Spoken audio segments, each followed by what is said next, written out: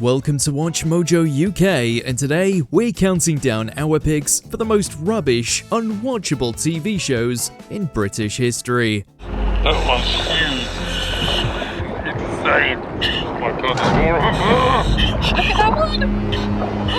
that one! Number 20, El Dorado. I saw you in the old town, talking to Marcus Tandy. What? Gave you some money, what for? I delivered a letter for him yesterday. One of the worst soap operas ever created, you can see how people thought El Dorado might have done well. A soap following British expats in a fictionalized version of the Costa del Sol sounds like something people would enjoy, but it wasn't to be. You can't trust anyone these days, can you?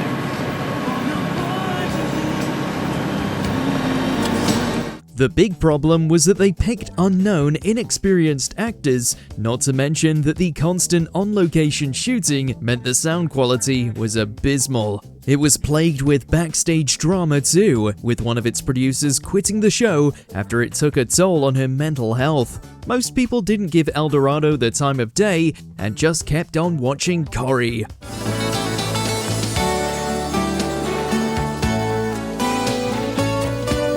Number 19, Tumble. Rhythm is a dancer, it's a soul's companion. People feel it everywhere. What if Strictly was about gymnastics? That was the bold question the BBC wanted to answer in 2014 when it commissioned Tumble, teaching willing celebrities gymnastics routines. This is the life that we know.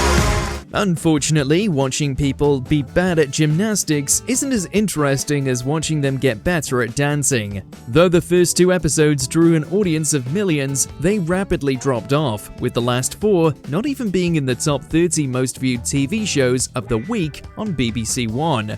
Give your all to me. Unsurprisingly, the show was cancelled after just 1 series, and we're not sure anybody was sad to see it go. Its first and only winner was actor Bobby Lockwood, whose career hasn't exactly reached new heights in subsequent years. Can you give me all? Number 18, The Drop Dead Show. Okay, so that's how long you should live.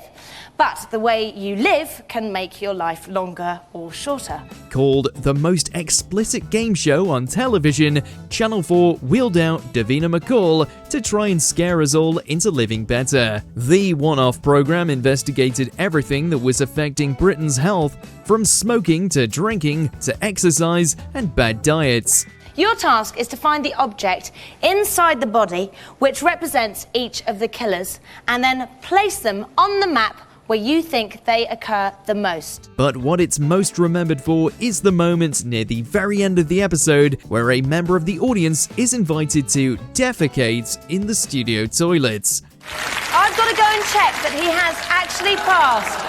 Thank you, I'm glad you can sympathise with me, because this is something I've been dreading. These toilets weren't plumbed in, with the intention being that some scientists were going to take the specimen away and examine it for signs of ill health.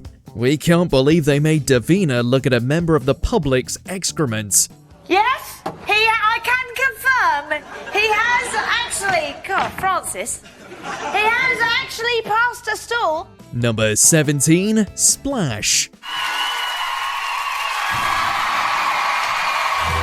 While this was marginally more interesting than Tumble, Splash went down in history as one of ITV's biggest misfires. We're sure a lot of viewers were tuning in just to watch Tom Daley, the celeb's mentor, demonstrate how diving is meant to be done, and indeed, Tom Daley was the most entertaining part of the show, because it's just not very interesting to watch a bunch of TV presenters panic over doing a basic jump from a 3-meter board.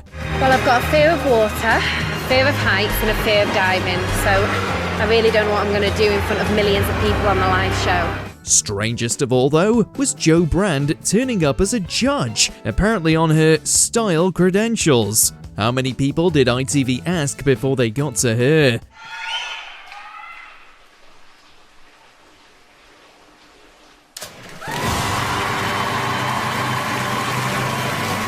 Number 16, Freeze the Fear with Wim Hof. Celebrities, in a moment, you'll be stripping down to your swimwear and getting into one of these holes. Another dreadful ITV competition is this very medically dubious program about the benefits of cold water. Presented by the jarring duo of Holly Willoughby and Lee Mack, for some reason, celebs were shipped into the Alps to be trained up by Dutch Iceman Wim Hof. You'll be attached to a safety line, and there are some specially trained divers under the ice. So if you get trapped, they can drag you to the surface. It was all meant to encourage resilience and force celebrities to wrestle with their inner demons, but it wasn't particularly entertaining. Much like Splash and Tumble, watching celebs try to put up with being cold for as long as possible is boring. He took him out. It all seems irresponsible though, since there are now dozens of deaths allegedly linked to people practicing the Wim Hof method by exposing themselves to cold water. I want to do it. Don't do it. Very good. I love it. You're learning. Yes. Here's a good one. Number 15, The Apprentice. Which direction is this boat heading? North. And cut. It remains one of the BBC's biggest shows, but are people tuning in to get tips on how to start a successful business, or are they watching for the secondhand embarrassments of the bizarre challenges the contestants go through? For our money, it's the latter, and the more rubbish the challenge, the funnier the results will be. One infamously bad episode in recent years was when they were made to create and launch an advertising campaign for a water brand. I'm not gonna lie, it's giving milk. It's giving milkshake, a little bit. Not only were the brands themselves appalling, with one looking more like a milkshake, but the North H2O ad was one of the worst ever seen on the show. But all of this cringe is The Apprentice's innate appeal, so we hope it doesn't change. Excuse me, what drink is that? North H2O. Supporting you to reach your peak. Number 14, OFI Sunday. Okay, let's get on with the show! For a few weeks in 2005, Chris Evans, then one of the UK's highest paid entertainers, fronted a chat show on ITV. Despite the wild success of his previous show, TFI Friday, well, its success until he got bored and handed it over to various guest hosts, lightning didn't strike twice. Hi, honey. Hello, honey. How are you? Mwah. Nice rooftop. People thought Evans was obnoxious and that the show was poorly put together, with producers of one episode not even bothering to book a guest. Should we relive the moment that we met? Oh, Let's have a look at it, baby! Most strange of all, though, was Evans' inaugural guest, Billie Piper, hot off the heels of their marriage ending the previous year. Evans and Piper hadn't finalized their divorce at the time, and it was a weird vibe all around. You know, it was at that exact moment that I knew we would meet, fall in love, get married, and get divorced. Right. Number 13, Hole in the Wall. Bring on the wall!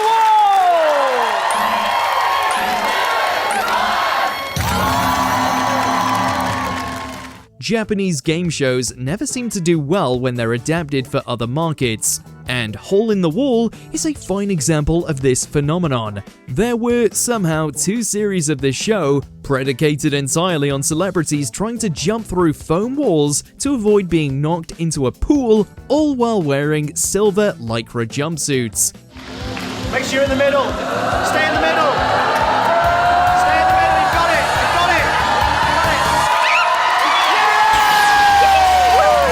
got it. They all looked completely ridiculous, and there was also no real skill involved in making it through the wall. It was either easy or comically hard, with some shapes basically designed to ensure the celebrity contestants fell into the water at least once. Even the high-energy hosting of Anton de Beek couldn't save it.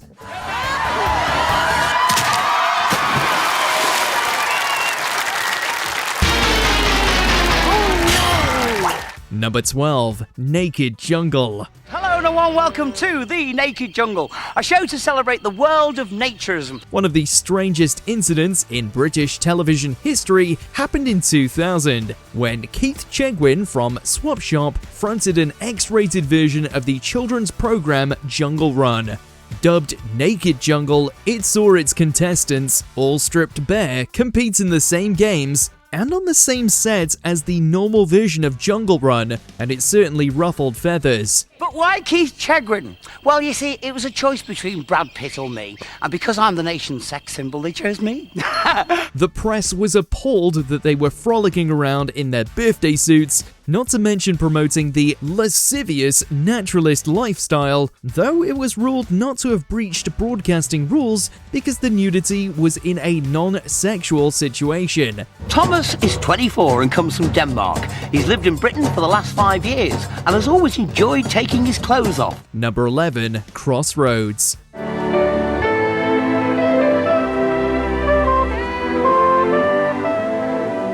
In both the original run and its maligned revival, Crossroads rose to higher and higher levels of infamy. Widely parodied by Victoria Wood in her recurring Acorn Antique sketch, Crossroads viewers were more interested in watching the production mistakes than watching the storylines unfold. Well, you can say what you like. She was a very nice woman. She was an harlot. Oh, she was a lady. Huh. If she could see this place now. Though it ran for over 2 decades at first, poor ratings eventually led to its demise, only for it to be brought back from the dead more than 10 years later. Angela, wake up. Oh, right. Sorry, love. But nobody cared about the revival either, and its legendarily bad final episode, where the entire reboot turns out to have been a dream of a supermarket checkout girl, has ensured it's never gonna have a third go around. That was the weirdest thing. It was like I drifted off to this very strange place. You what? Number 10. Balls of Steel. This blokey game show was presented by Mark Dolan years before he pivoted to GB News, and despite getting 3 series, was derided throughout its run.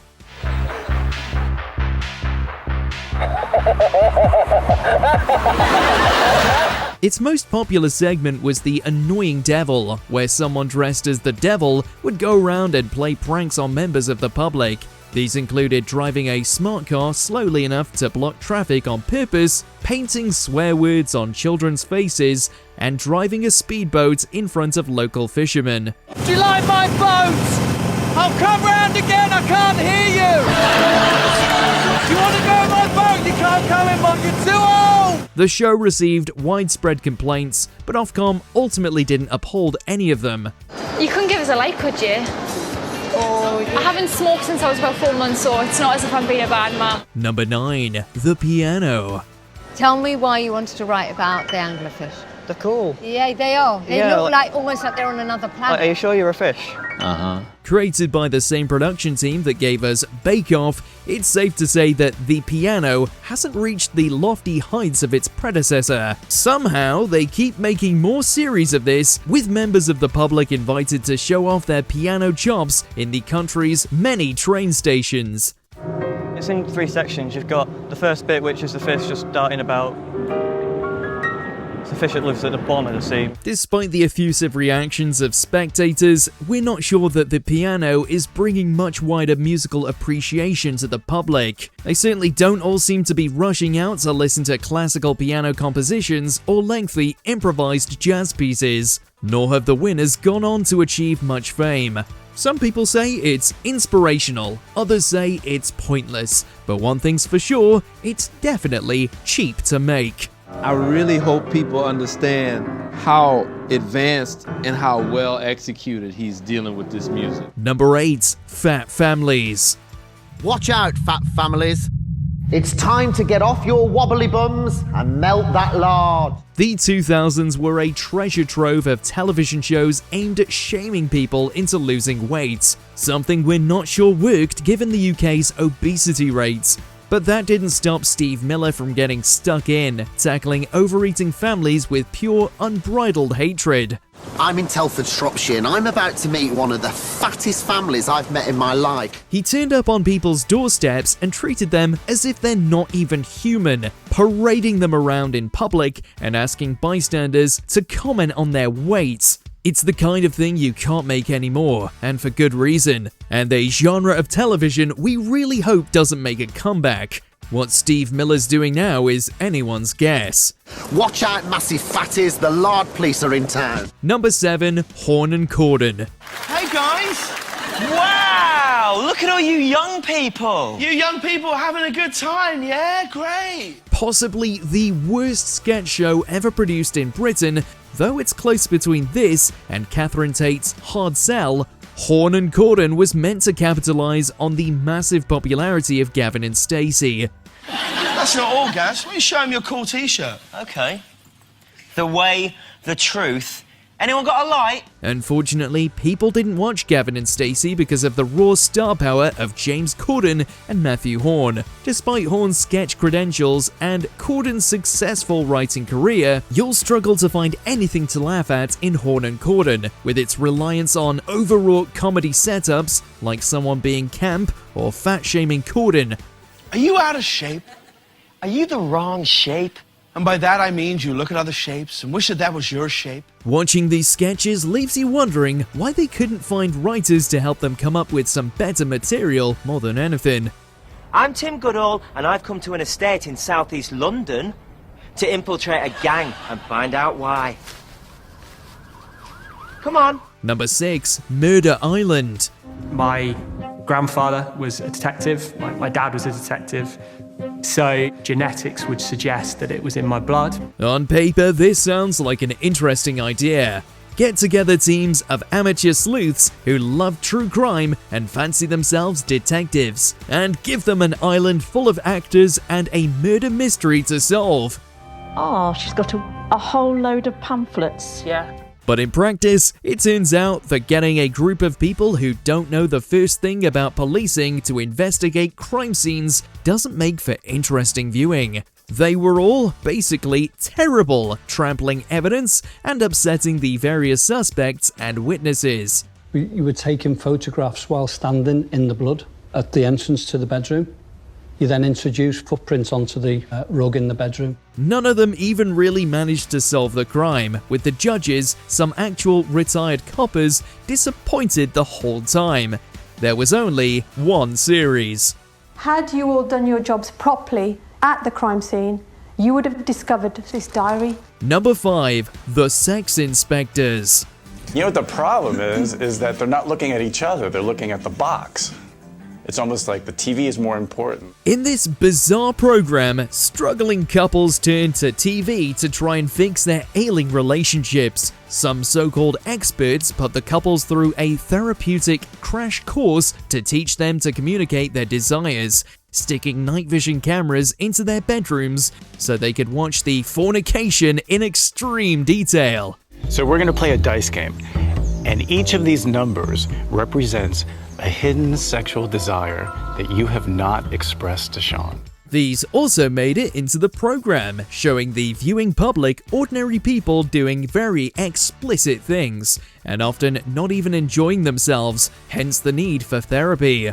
The average British couple spends 22.5 minutes on foreplay. That's 22.5 minutes longer than Simon and Olivia. It's low budget, cringe, and also gives people an incorrect idea of how sex therapy usually works. I.e., they don't usually make people film themselves shagging and then watch it back. Number 4, 10 Years Younger. Okay, the results of that poll put you at an average age of 40. Tell us your real age. I'm 35. Wow. Presented by acerbic South African Nikki Hambleton-Jones, 10 Years Younger was responsible for some of the most diabolical makeovers in television history, which is certainly saying something. Ordinary women are dragged out and insulted, with every aspect of their appearance coming under Nikki's scrutiny. Patrick, what exactly is it about Carrie's skin that's aging her? Well, she's got some spots around here. She's got some signs of wrinkling. Everything's sort of moving south. And in older episodes, participants were even given extensive cosmetic surgery, including facelifts and nose jobs. All of these procedures dictated to the participants rather than them choosing. It's difficult to get any enjoyment out of it these days. As a society, we've thankfully moved on from hoisting unnecessary surgery on people. So you know why it works? It's because you're really flat-chested. It actually makes you look like you've got some boobs there. Number 3. Shark. Celebrity-infested waters. You just get eaten by a shark. That's a hell of a story at the funeral, isn't it? Even worse than forcing celebrities into cold water or learning gymnastics is this program challenging a roster of B-list stars to swim with sharks. You know, something lots of people do for fun. If I find out that this show is called Britain's Tastiest Celebrity, I will not be happy. Ostensibly, the show intended to teach people about sharks and about how they're not as dangerous as pop culture wants people to think, but it certainly sensationalized the shark encounters more than you'd expect given its mission. What is it? What's the main thing? I just hate being underwater. Okay. In the end, multiple episodes watching celebrities fuss over swimming with sharks didn't make for compelling television, and we're not surprised ITV never made any more. Oh my god. Oh my god. Number 2. Mrs. Brown's Boys. What's wrong with you, Grandad? Haven't slept for 3 days. Its high viewing figures ensure that as long as Brendan O'Carroll wants to keep making Mrs. Brown's Boys, we're not going to be free of it. Somehow, it remains one of the most popular TV shows in the UK and Ireland, becoming a ratings hit for RTE and has over 50 normal episodes and 30 specials. Heading out on the big date, love? It's not a big date, Mummy. It's just a quiet drink. Quiet drink? That's what all men say. They think vodka's a lubricant to get your knickers off easy. Despite all that, a vocal contingent of the public, and indeed television critics, absolutely hate it, calling it the lowest common denominator comedy, relying on predictable innuendos for nearly all of its gags. Ultimately, it's one of the most rote shows ever made, and you know exactly how the episodes are going to go as soon as they start. But if you love it, more power to you. I say to the missus, that's a banana, not a willy. It won't get bigger if you squeeze it. Number 1. Don't Scare the Hare. The whole point of being here is to not scare hare, okay? How are you, Karima, qualified for that? Undoubtedly one of the worst and weirdest game shows ever conceived on British television, Don't Scare the Hare saw members of the public compete for a cash prize. The catch was that while playing any of the games, they had to try not to alert the enormous robotic hare lurking nearby. 15 grand was at stake, so you can see why people signed up for it. But it was certainly a snooze fest for the viewers at home, who by and large didn't give a damn about the hare. Just 90 seconds until the sun comes up. Keep that hare asleep, Sammy. And the clocks are ticking. It did so badly that it didn't even get to finish its initial run of 9 episodes, airing only 6 before Jason from The Gadget Show and his giant hare were locked away in their underground forest permanently. Scared! He's got out of bed and he's heading off! Let us know in the comments what your least favourite British shows are.